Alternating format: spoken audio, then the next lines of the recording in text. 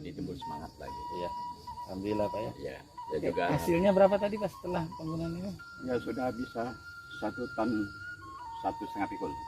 Masya Allah. Jadi 1,5 ton ya? 1 ton 150 kilo. Yang sebelumnya cuma 5 5-6 pikul lah. 5-6 pikul. Paling pol sekarang 7. Berarti meningkatnya ada berapa persen? 100%. 80 sampai 90. Masya Allah ya. Ini baru awal loh ya. Baru Baru awal ya. Mudah-mudahan kedepannya ini belum maksimal ya Pak ya. belum Masih terus meningkat kayaknya insya Allah. Bismillahirrahmanirrahim. Assalamualaikum warahmatullahi wabarakatuh. Waalaikumsalam warahmatullahi wabarakatuh. Bismillah, alhamdulillah, la haula wala quwwata illa billah. Rabbi shrah li sadri wa yassir li amri qauli amma ba'du.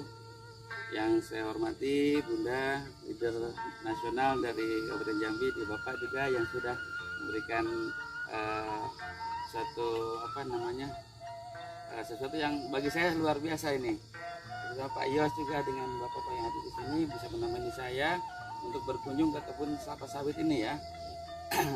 Baik Bapak Ibu sekalian, kebetulan saya bawa alat juga yang untuk sedikit memberikan edukasi bagaimana kita memupuk itu. Kita juga diagnosa dulu nanti tanahnya berapa pH-nya Pak. Soalnya kan tanah itu apapun tanamannya itu butuh subur ya, butuh subur. Nah kalau sudah subur, insya Allah tanaman akan sehat nantinya, otomatis panennya akan bagus ya. Nah tentunya di sini kita juga punya produk andalan ya. Kebetulan saya bawa namanya pupuk eco farming ya. Pupuk eco farming ini pupuk yang sudah dikeluarkan oleh PT BES ya, sudah lama. Saya keluarkan dulu. Nah ini,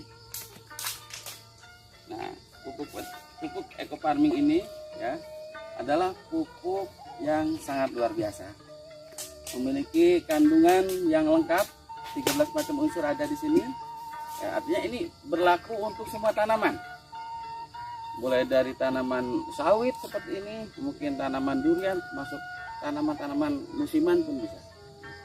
Dan yang lebih penting lagi, jadi eco farming ini fungsi utamanya bagaimana memperbaiki suhu tanah ya.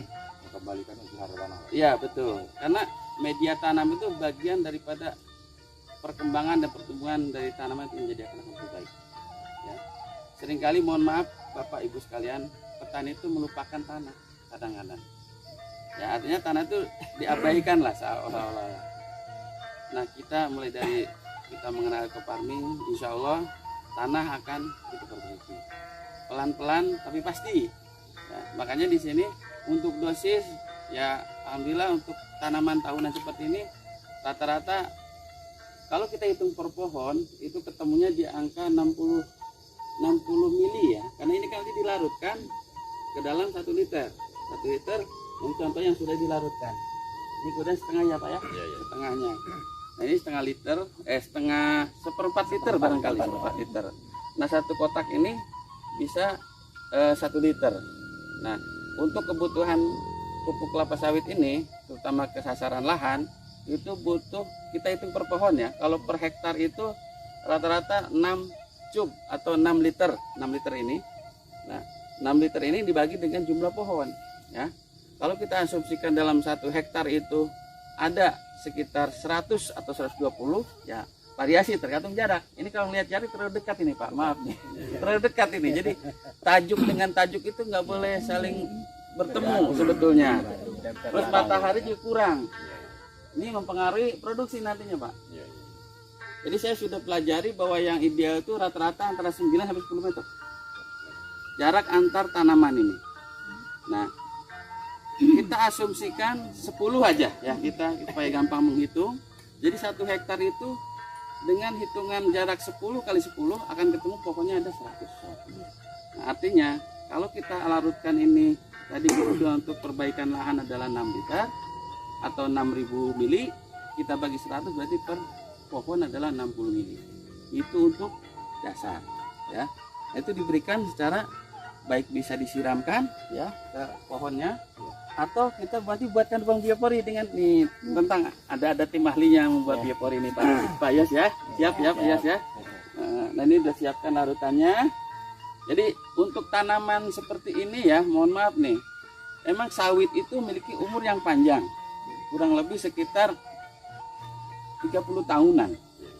Kalau lebih dari 30 tahun itu ya bukan tidak bisa berbuah, cuman mungkin efisiensinya ya kurang. Pertama terlalu tinggi, ya kan? Ini aja umurnya kurang lebih berapa, Pak? Ada berapa nih umurnya? 12 tahun. Ini masih tengah-tengah lah, ya kan? Dan biasanya sawit itu umur 4 tahun baru bisa mengimbangi dari biaya dan hasilnya biasanya. Nah, kalau di bawah 4 tahun ya mungkin masih belum normal lah istilahnya. Buahnya itu biasanya kan per bulan atau per tahunnya bisa dihitung. Kalau per pohon itu Pak yang bagus itu 12 sampai 14 ya. Gitu kan per tahunnya, per pohon hitungnya. Bukan per areal, Pak. Kita bicara sawit sebetulnya bicara efisiensi. Makanya perusahaan-perusahaan nggak mungkin kalau dia itu menawarkan pupuk ketika kita tidak punya data efisiensinya sulit untuk diterima. Apalagi mohon maaf nih, di perkebunan sawit itu bisa satu blok itu bisa 4.000 hektar, Pak.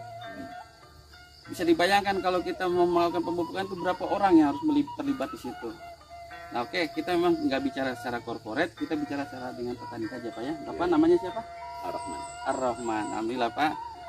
Kita di sini ingin membuktikan bahwa pupuk eco farming ini bisa memberikan solusi buat Bapak Rahman yang selama ini mungkin sudah melakukan pemupukan berapa kali, Pak? 4 kali ya. 5 ya. Nah, 5 kali. Nah, dalam pemupukan ini, dalam khususnya tanaman kelapa sawit yang sudah minimalnya itu 4 tahun ke atas, Pak, saya anjurkan gunakan sistem biopori.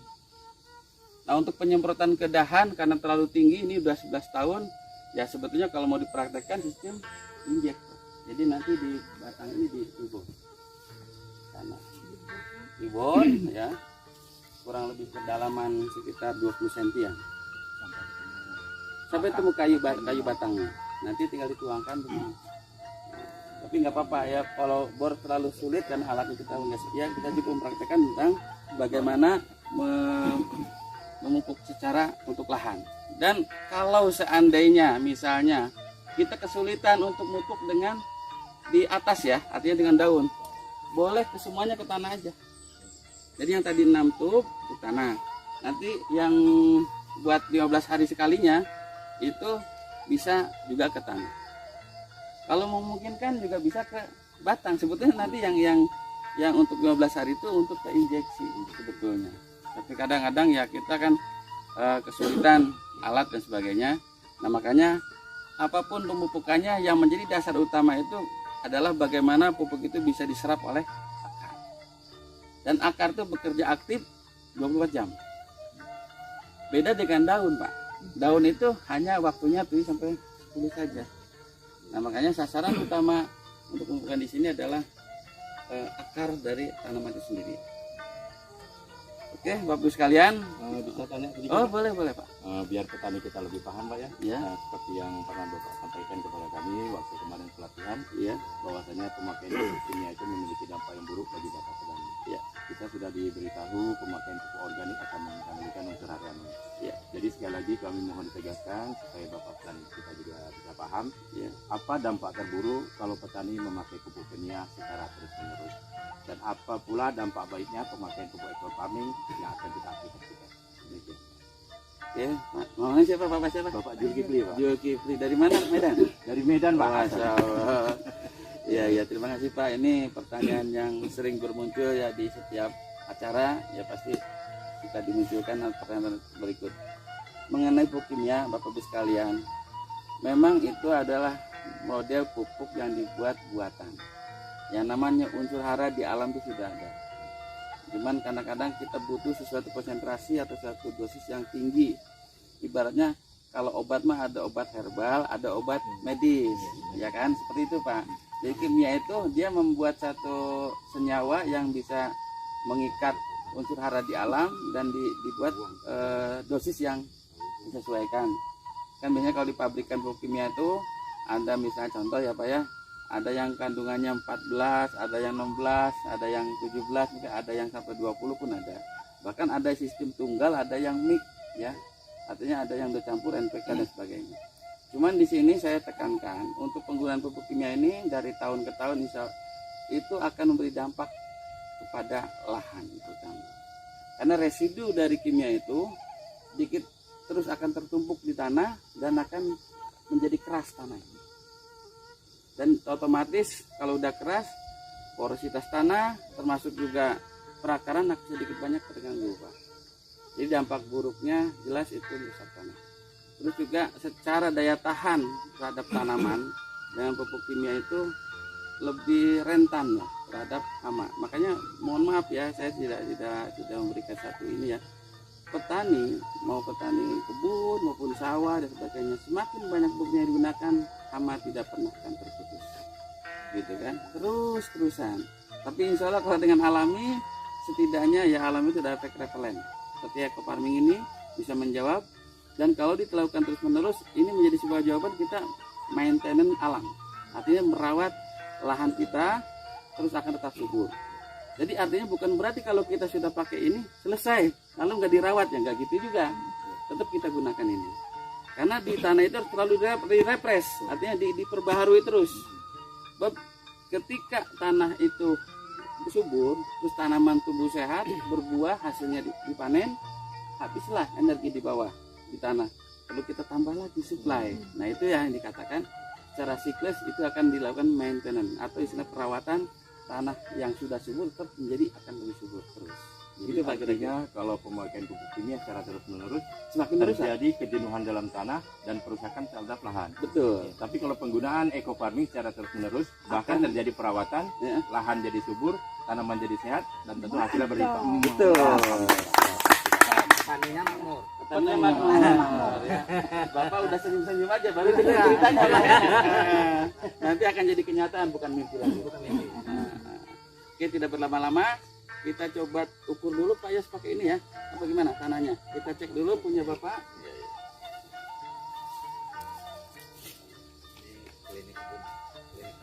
Jadi nanti kita ke tanah aja langsung ya. Bismillahirrahmanirrahim. Ini pH dulu ya. Sudah biar yang tadi sudah dibuang dari kotor jadi langsung teraduk. Kita tunggu dulu berapa pH yang muncul.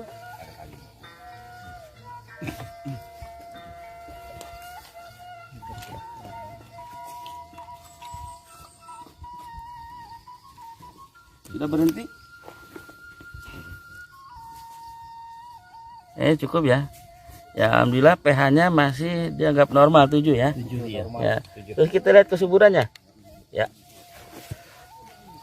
Wah, man. Suburannya juga alhamdulillah sudah tidak terlalu buruk, tidak terlalu jelek gitu ya. Tidak terlalu ini sedang lah, ideal ya. Ya, oke. Ini fakta ya, bukan dongeng. Iya. Itu kan makanya ini penting, Bun. Kapan terakhir mupuk, Pak? Ya. Kapan terakhir mupuk? Besok Oh, besok. Ini udah berapa? yang kelima nih. Oh, yang kelima ya. Ya. Kalau pupuk terus aja, Pak. Ya, ya. Jadi jangan berhenti lah, ya. Itu kan namanya perawatan. Ya, ya. Kayak makan, ya lapar makan lagi, gitu, ya kan? Oke, kita praktek bagaimana membuat lubang biopori. Silakan Pak Yos untuk dimulai.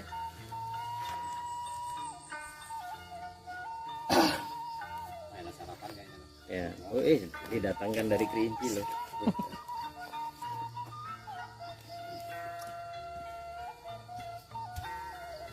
Kerja di dinas pertanian, Pak ya.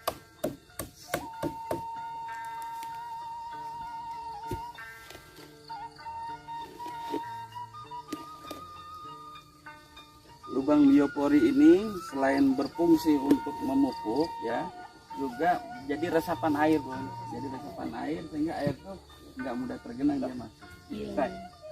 Nah, nanti ruang. Oke. Oke. Tadi berapa meter? Berapa senti Pak? Kurang lebih? Ini kurang lebih Coba 50, Pak. masukin dulu Pak. Ya, Berapa kira-kira lebih? 50, Pak. 50 ya, alhamdulillah cukup lah. Nah ini lubang biopori sudah siap, sudah dibuat. Nah untuk memperkaya bahasanya ya, supaya ini kedalaman ini cukup 50, terus di dalamnya kita akan buat composting atau sebut kompostisasi, bisa ditambahkan di sini adalah bahan-bahan organik ya, seperti sampah ataupun mungkin bekas apa ini, bekas pandan ya, pandan ya. Silakan nanti bisa dimasukkan Pak Yos itunya, ya, dimasukkan. Nah, Ini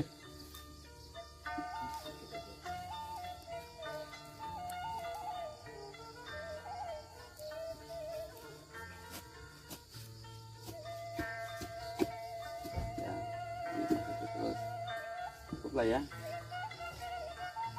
dan Kita siapkan untuk larutannya. Bapak, mana silakan kita siapkan larutannya. Kita larutkan ini yang sudah jadi biang, kurang lebih sekitar 200 ml ya Pak ya, kurang lebih ya, 200 ml. Nah, kita larutkan.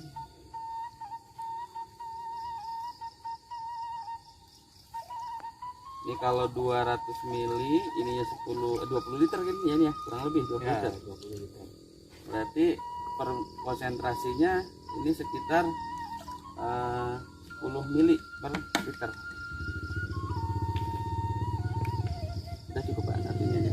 Kita aduk.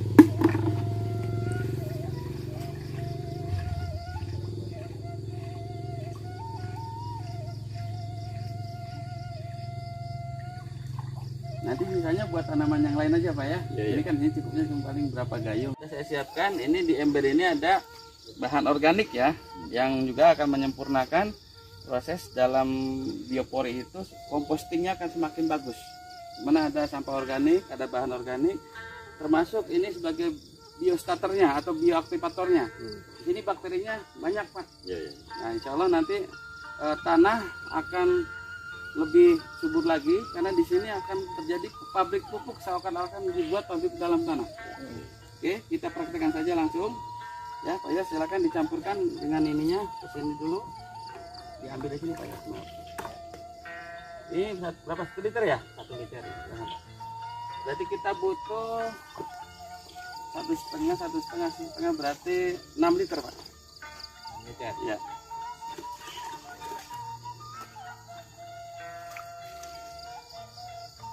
Cukup 1 ember kayaknya.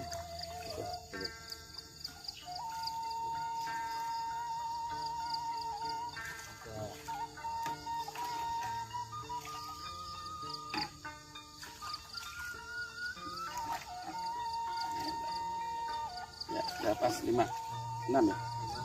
Satu lagi. 6. Oke, terima kasih Pak Yos. Kita langsung aja ke masing-masing lubangnya kita siramkan.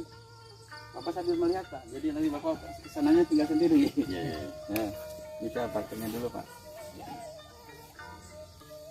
1,5 liter Pak Yos. 1 liter ya. Ya. Nanti gue menyerap setengah.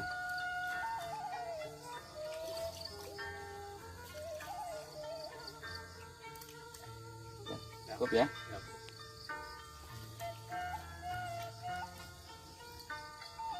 Ini lubang yang lainnya Pak nanti. Ini kita Ya, tutup tutup aja tadi dulu. ya. Pakai Jadi dirapikan lah ya setelah ini Pak ya. Nanti tutup lagi supaya lebih aman. Biar dia meresap ya. Ya meresap itu.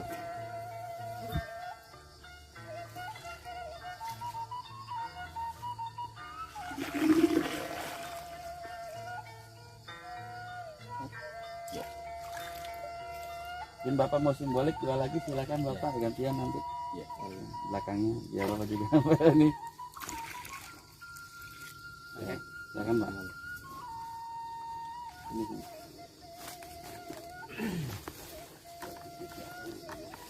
1,5 Pak ya. Ya 1,5.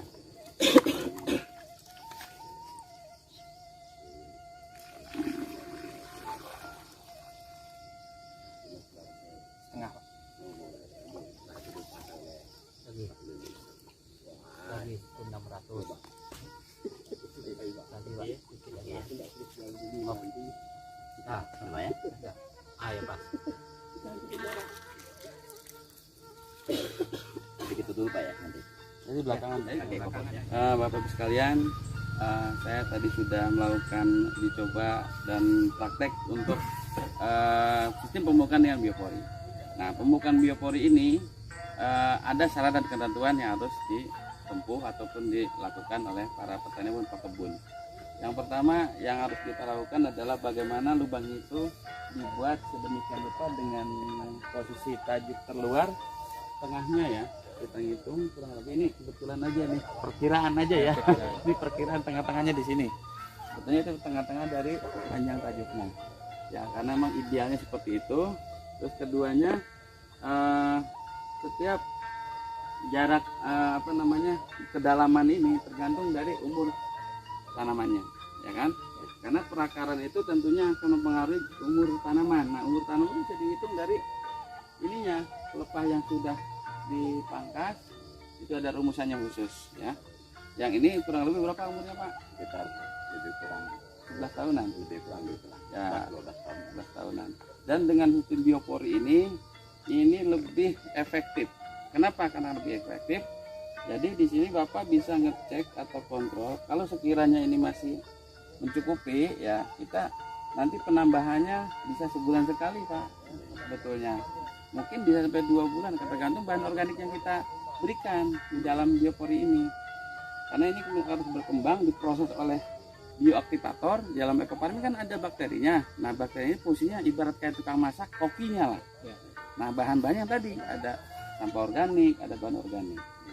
Mudah-mudahan Pak nanti ke depan ya ini bisa berbuah lebih baik lagi, ya. Karena prinsipnya insya Allah ekofarming ini pupuknya sudah lengkap ya. Buat makanan sudah enak, tinggal diserap oleh tanaman itu akan terlihat hasilnya. Nah, mungkin saat ini Bapak Pak Rahman ini sudah berapa kali Pak menggunakan pupuk ini? Silakan kalian disampaikan yang terkesan-kesan Bapak setelah mengenal dengan pupuk ekofarming. Monggo Pak. Assalamualaikum warahmatullahi wabarakatuh. Kami petani sawit, alhamdulillah selama ini memang kita lahan sawit ini kita dari awal itu memang kita pakai pupuk Yang lainnya Pak ya, nah, kimia betul.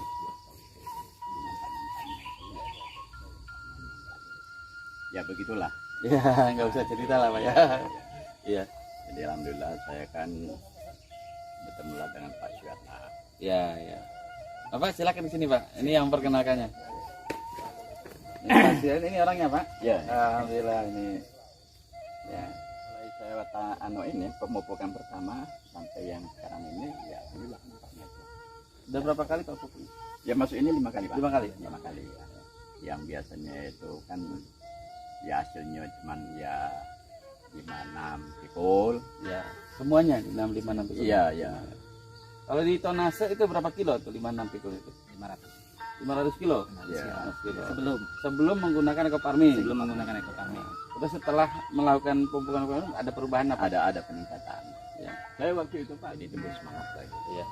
Alhamdulillah Pak ya. Ya. Saya juga Hasilnya berapa tadi Pak setelah penggunaan ini? ya sudah bisa 1 ton 1,5 pikul. Masya Allah.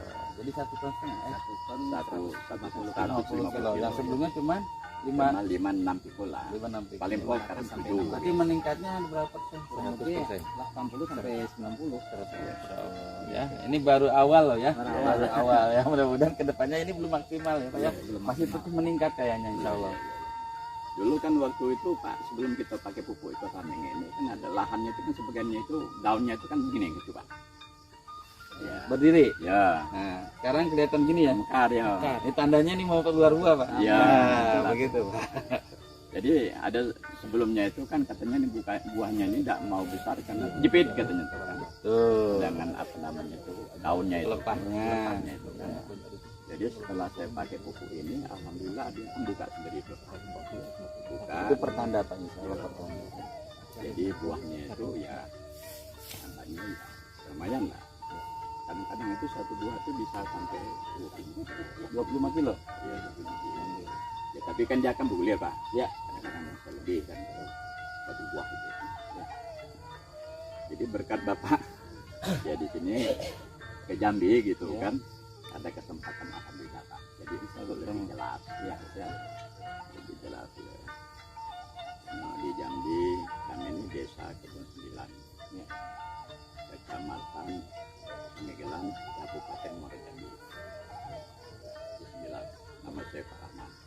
Ya nanti saya kan seperti kawan-kawan yang lain itu, ya itu kan namanya saudara kita Pak yang sama-sama petani itu kan ya. Saya sudah sampaikan lah nanti yang dia bawa perkembangan itu.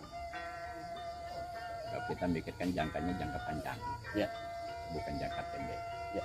Jadi supaya petani itu kerja keras, biar ada hasil. Biar ada hasil, jadi bersemangat. Intinya memberi semangat baru ya Pak ya. Jangan kita sudah kerja keras tidak ada hasil. Ya. Jadi timbulnya apa itu? Jadi lemes Pak ya. Lemas, nah, Iya, nggak iya. ada semangat lagi. Ya. Kerja keras, hasil timbul semangat. Iya. Gitu. Alhamdulillah Pak kan ya. Ya Bapak bisa datang ke Jambi dengan saya kan gitu. Oke. Mungkin dari Mbak Nana mau menyampaikan kesannya gimana? Ya, terima kasih Pak Adi Munir yang sudah memberikan training kemarin 1 hari masalah eco farming dan datang ke salah satu petani kita Pak Rahman di Kebun 9 Sungai Gelem Muara Jambi. Ya. Jadi ini sangat memberi semangat Ya. untuk kita sendiri selaku calon Pak ya. Ya. Nama tadi Pak. Sukses lagi. Ya, dan ini Pak Rahman, dia terima kasih dan akan menceritakan pengalaman-pengalaman dia ke Petani yang lainnya. Bukan hanya sawit aja, sebelah itu pinang udah kita informasikan sudah. Alhamdulillah udah Mulai ya. ya ada berita. Ya terima kasih. Ya, sama-sama. Oke Pak, ya mudah-mudahan acara kita karena saya juga harus balik ke Jakarta, mau terbang lagi. Sebenarnya pengen masih kangen di sini atau masih betah sebetulnya, Pak ya. Saya pengen keliling-keliling lagi sebetulnya. Cuma karena waktu yang terbatas, mudah-mudahan kedepannya Bapak tetap semangat dan mudah-mudahan di sini menjadi jawaban solusi buat kita semua. Jadi petani sawit khususnya mulai bergairah kembali. Ya, di Jambi ini di Kampung 9 ya Pak ya. Desa Kampung 9. Di Kampung 9. Muara Jambi. Muara Jambi. Itu saja demikian liputan kami dari tim konsultan Eco Farming. Mudah-mudahan bermanfaat dan kedepannya menjadi solusi cerdas bagi petani. Oke, Eco Farming, lahan subur, petani makmur, berkah ya Pak ya. Terima kasih Nang ya. Sudah berapa lama ini Sudah sekitar 2 tahun. tanamannya? Iya. Bapak mengenal Eco Farming belum lama? Ada berapa lama? Sekitar 2 bulan. 2 bulan. Sudah dicoba berapa kali? 1 kali ya. Bagaimana hasilnya? Tolong ceritakan. Ya setelah kita pupuk Eco Farma ini nampaknya pinangnya sangat bagus. Daunnya juga tampak lebar-lebar, hijau merilat kan. Iya betul. Termasuk cabenya juga? Cabenya enggak Pak, Dan dari semprot, cuman tetap aja kena ya, kan kalau penyemprot ya. cuma uapnya ampun. Iya betul. Belum panen tapi ini Pak belum, Pinangnya belum ya, lama, masih lama ya. Tapi dari pertemuannya udah mulai membaik ya Pak ya. bagus. Oke. Jadi kesannya intinya dengan Eco Farming apa tuh Pak? Kesannya ya apa ya? Ya pokoknya bagus apa gimana gitu loh. Ya, kesannya pokoknya memuaskan lah Pak gitu. Masa Itu gitu. itu intinya. Inginnya petani itu subur. Nah gitu Pak ya, kedepannya mudah-mudahan namanya Bapak siapa tadi? Pak Gunawan Pak. Pak Gunawan, tadi Pak Abdurrahman, mudah-mudahan nih bertetanggaan ya antara kebun pinang dengan kebun sawit. Dan dua-duanya sudah menggunakan Eco Farming dan mudah-mudahan kedepannya terus gunakan Eco Farming Pak. Insya Allah Pak. Karena intinya Eco Farming itu bisa menjadikan lahan akan terus subur jika tanaman akan sehat Pak, insya Allah. Iya. Ya. Ya, Oke, terima kasih Pak atas kesempatannya saya bisa bertemu Bapak, bisa sedikit banyak. Intinya apa? Ungkapan senyuman Bapak inilah yang membuat saya jadi ini, ya. Katanya Bapak ini puas sekali, ya Pak Durma juga sama ya. Ini yang saya nanti-nantikan senyuman dari petani. Apa kabar? Merdeka. Siapa kita? Indonesia. Sinergi. Keluarga.